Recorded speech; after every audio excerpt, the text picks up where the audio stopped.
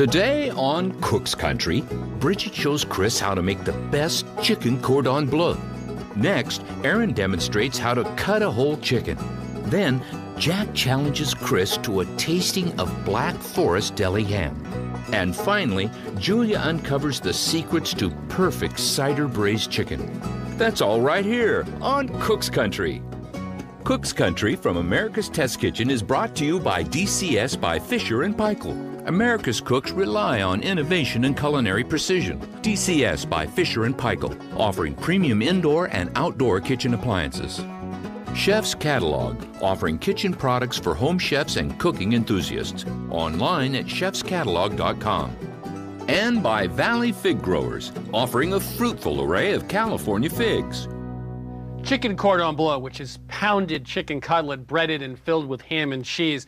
Well, it ain't French. It's been around for a long time. Veal cordon bleu, for example, is from Switzerland. Schnitzel cordon bleu from Austria. In fact, veal used to be much less expensive than chicken, and that's what they used it for.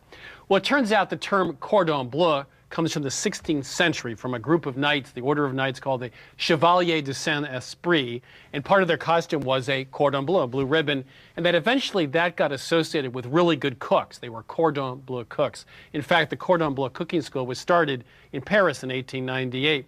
Now, lucky for chicken cordon bleu, all things French came into vogue, and it all started in New York at the World's Fair of 1939. Henri Soulet opened the Restaurant du Pavillon de France. It was a huge hit, and French restaurants started popping up in New York. Julia Child became popular. The Kennedys hired a French chef at the White House. In fact, even United Airlines in 1967, in one of their ads, advertised chicken cordon bleu prepared by our European-trained chefs. Well, the 70s were not kind to this recipe. Cornflakes on the outside, hollandaise sauce. It was a slim gourmet frozen offering. It was actually available in vending machines. It was pretty awful. So let's go into the kitchens here at Cook's Country. And Bridget's going to figure out how to take the French out of chicken cordon bleu and make it a great American midweek meal.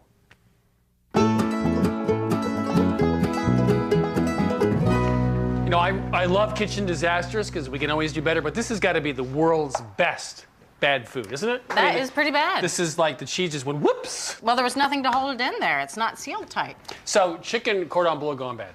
And so we're going to figure out how to do it right. That's right. And make it foolproof.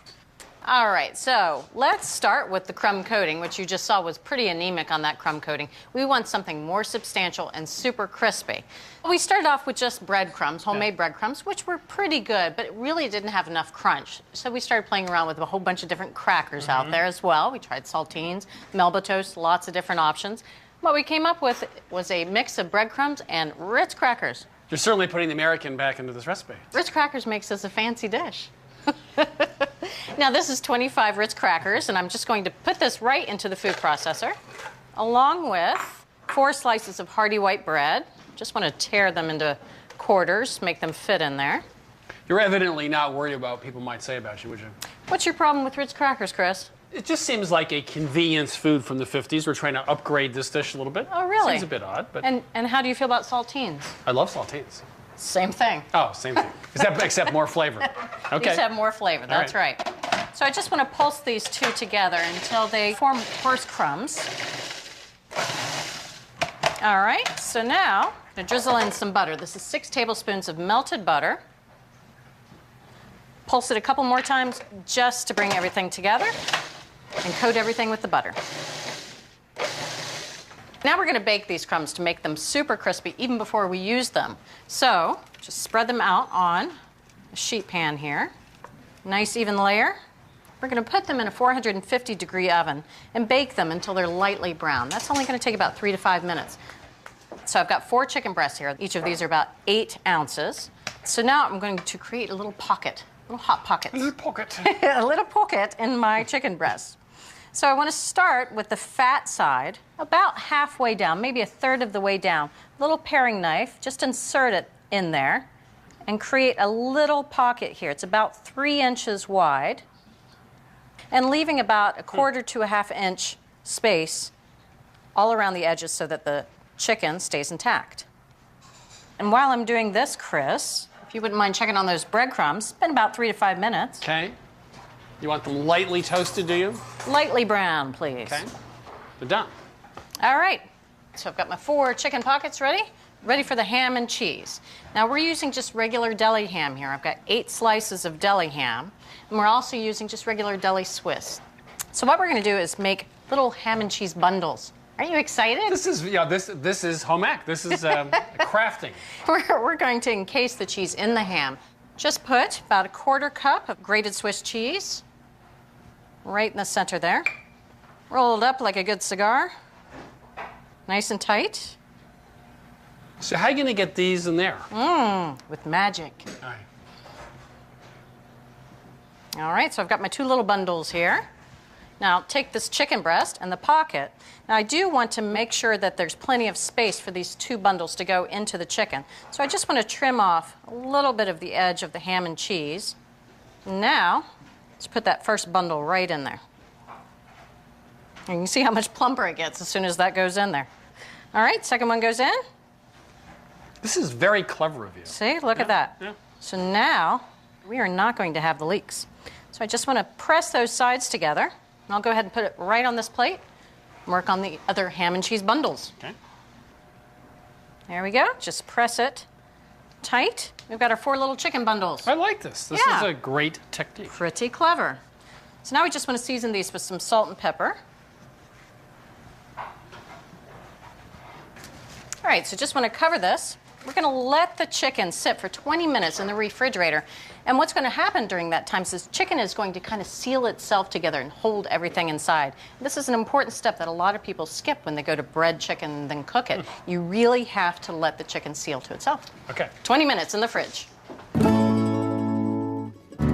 All right, so I just took the chicken out of the refrigerator. It was in there for 20 minutes, and it's time to bread it. We're going to do a full bound breading, and I'll show you why that is important.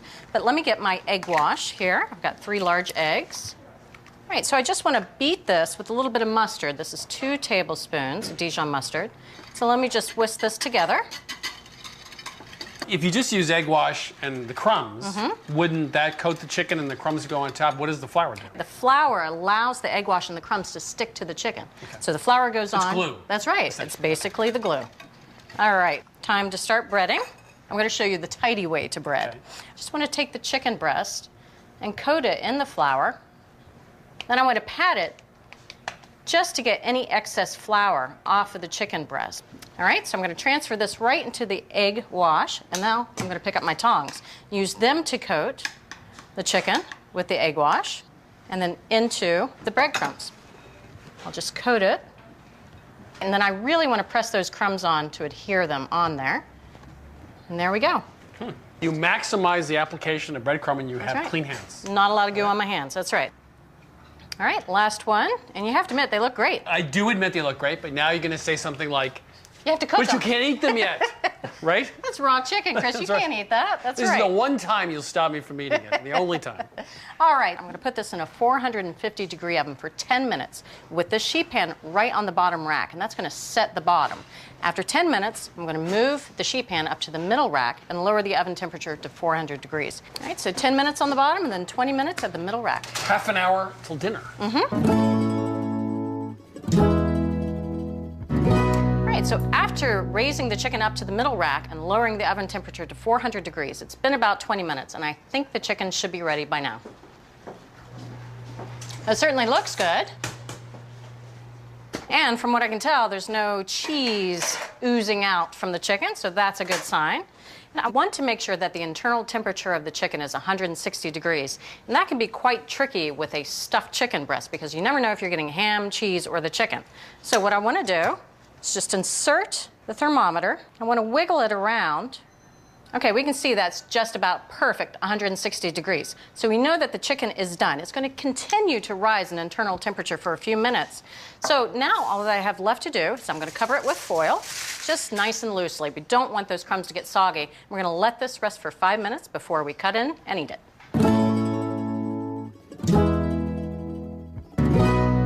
All right, as typical, you go away and I do all the hard work. Why I smile so much. Yes. Okay. All right, the big reveal. There is something there. Those look fabulous. They do look. And where's the pool of cheese? No cheese, no oozing out. The chicken is intact. The breadcrumbs are still on there. It's tidy. It is tidy. Okay. For you and for me. Thank you.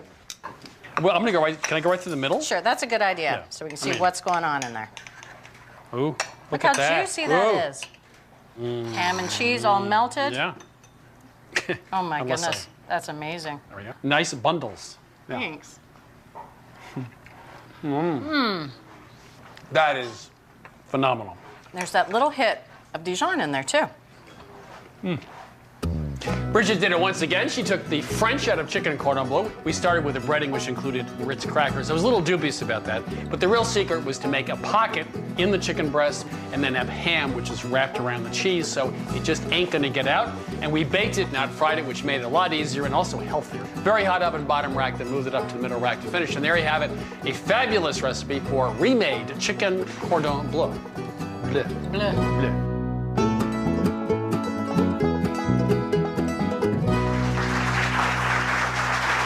This is going to be the shortest. That's the winner. Well, come on. It looks good, you know? Looks can be deceiving. No, it's got to be that one. Well, these are all Black Forest hams. If it's called Black Forest ham, it must come from the Black Forest region of southwest Germany. It must be made according to very specific criteria, like prosciutto or Parma ham. In the United States, you can call anything you want Black Forest ham. What makes us a great country. Yes, it does make us a great country. That's why we are what we are. This may not be one of those examples. So let me explain to you how the traditional method of making Black Forest ham, and then compare and contrast to the American method. So in Germany, they take a boneless ham. It is cured with salt and sugar, spices, usually garlic, cold smoked over fir.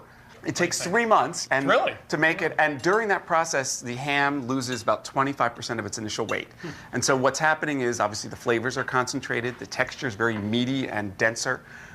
In the United States, in contrast, they brine the ham, usually add some artificial smoke, and then paint it with caramel color to get the dark exterior.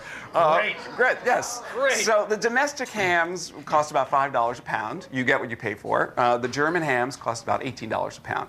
So in this taste test that you're doing here, it was a slam dunk. We really liked the one authentic German ham here. So you obviously have some opinions before you even started tasting, and I'm imagining you still have opinions. You're throwing me a bone, a ham bone. So, I mean, if this isn't the winner, well, it's not the winner. It's got to be the winner. I like that the best. Absolutely like that the best. Well, this is like Oscar Mayer, and this is the good stuff. I like that much better. You've completely, utterly blown this taste test. Oh, you've got every single one of them. I love that. All right, well, you can love this. You want to see what this is? I love that. This is Abraham's Black Forest prosciutto ham. This is. Oh, come on now. And this wasn't the winner? It was actually second choice of the audience. It was pretty much. Now, when we did the panel with the large group back at America's Test Kitchen, in the plain tasting, this was the winner, but not in the chicken cordon bleu. Well, do you see any chicken cordon bleu here? What does that mean? Well, the audience didn't pick this as their favorite, and they just did what you did. No, come on. It has to be. Now, do you want to see what the audience picked as their favorite and what the Test Kitchen says is the best choice for chicken cordon bleu? I guess I'm going to find out no matter what I want. Right. Yeah, this would be it. The Dietz & Watson, which was our favorite domestic brand. And the one that you said was sort of okay is the absolute loser. All right. Well, the Oscar Mayer, which we... So what's the answer? The answer is if you're going to be serving it with cheese and wine and bread. If you care about how things taste, you're going to buy this. Yes, but if you're cooking with the ham, the Dietz & Watson is going to do a better job in most cooking applications. I'm going to lend you $18. So the winner, from my point of view, the winner was Abraham's Black Forest prosciutto ham. Fabulous, $18 a pound, but overall the winner was? Dietz & Watson. Dietz & Watson, I don't know. All right, thanks.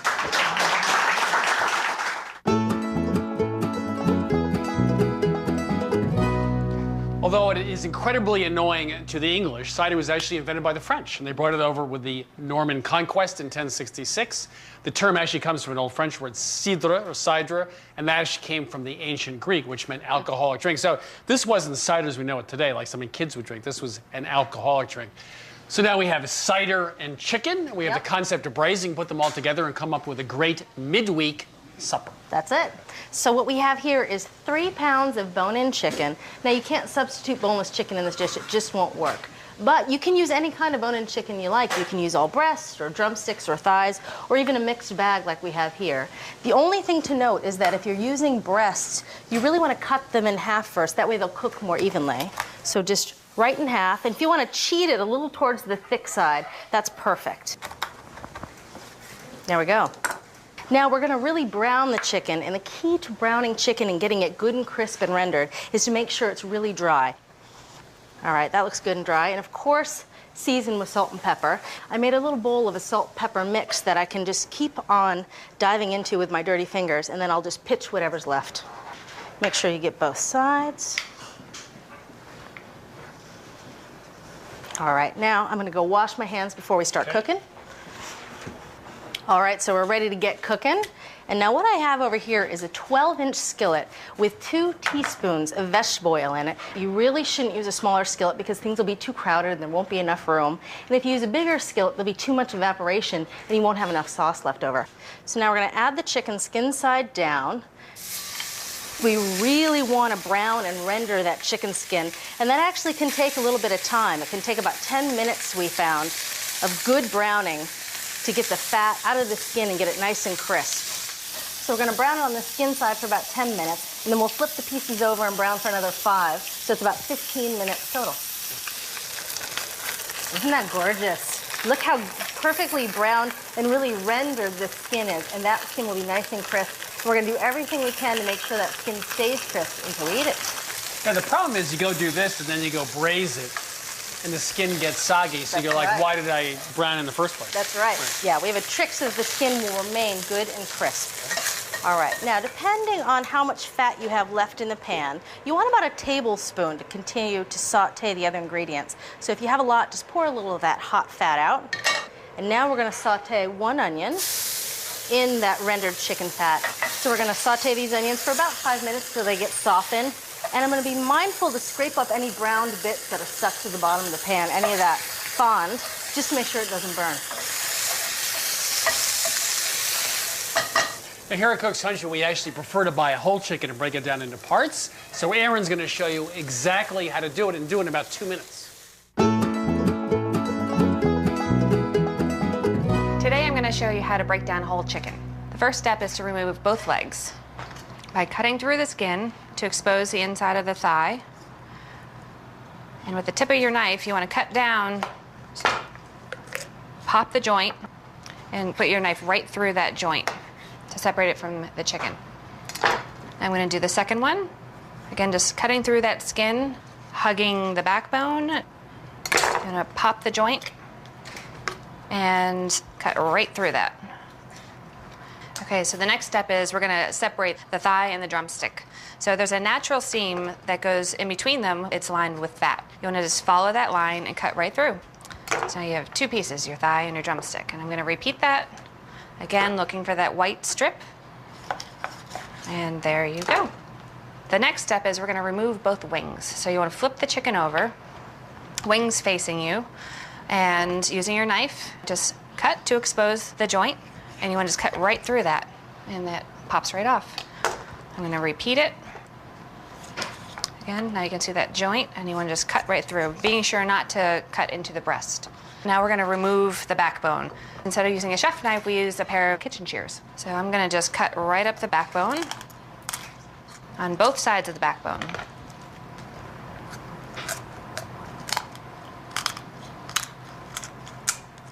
So now this backbone you can either discard, or I like to hold on to it to make stock with. Also with the kitchen shears you can trim off the rib cage. So if you follow this white line of fat, you want to just kind of cut right up towards that wing joint that we just discarded. There we go. Okay, so now we are going to split the breast in half. I'm going to flip it over skin side down, and this is a keel bone. I'm just going to take my knife, the heel of my knife, and I'm just going to put it right here and just give it a quick tap, and that pops it open. And now I'm going to cut all the way through. And so there you have it. We have 2 breasts, 2 wings, 2 drumsticks, and 2 thighs. That's how you break down a chicken.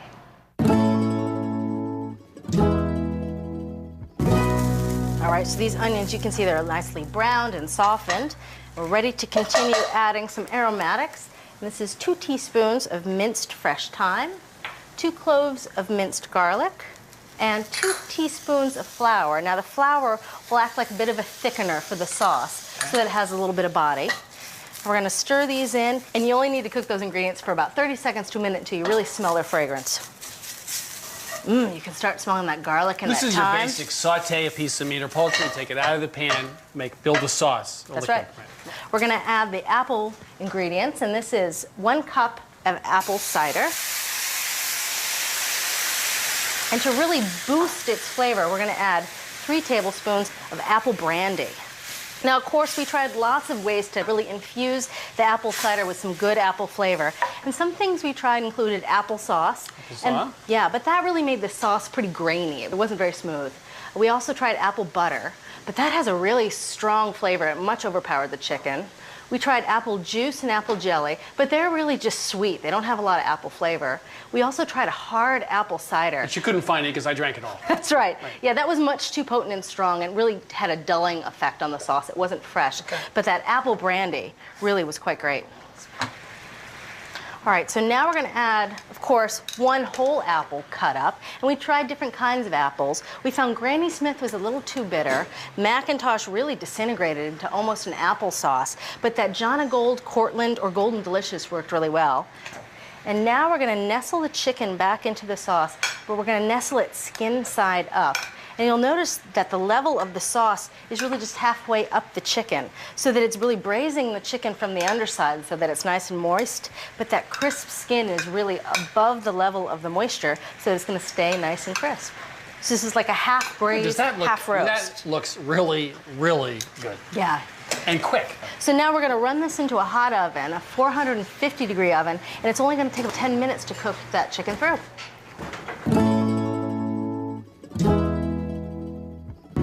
So it's been about 10 minutes that the chicken has been in the oven.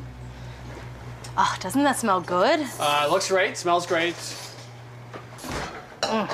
So this chicken temped out just right. This has to be one of our all-time favorite Cook's Country recipes because it takes about 20 minutes from start to finish. Has a great sauce, and you can also get great skin at the same time. That's right. A little salt, a little pepper. And again, I'm going to finish it with just a little bit of vinegar. This teaspoon of cider vinegar, add just a hint of tartness. And I'm going to punch out that brandy just a little bit with an extra tablespoon. What was that look? I'll punch up the brandy a little bit. Yeah, just a little bit. Like John Wayne. Just give it a little kick. Yeah. Yeah. Oh, that looks good. Now, I might just spoon a little of this around the chicken, and I'll put the rest on our plates.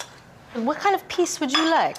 I would like 1 of each, please. All right. They're small. I'll give you a breast and a thigh.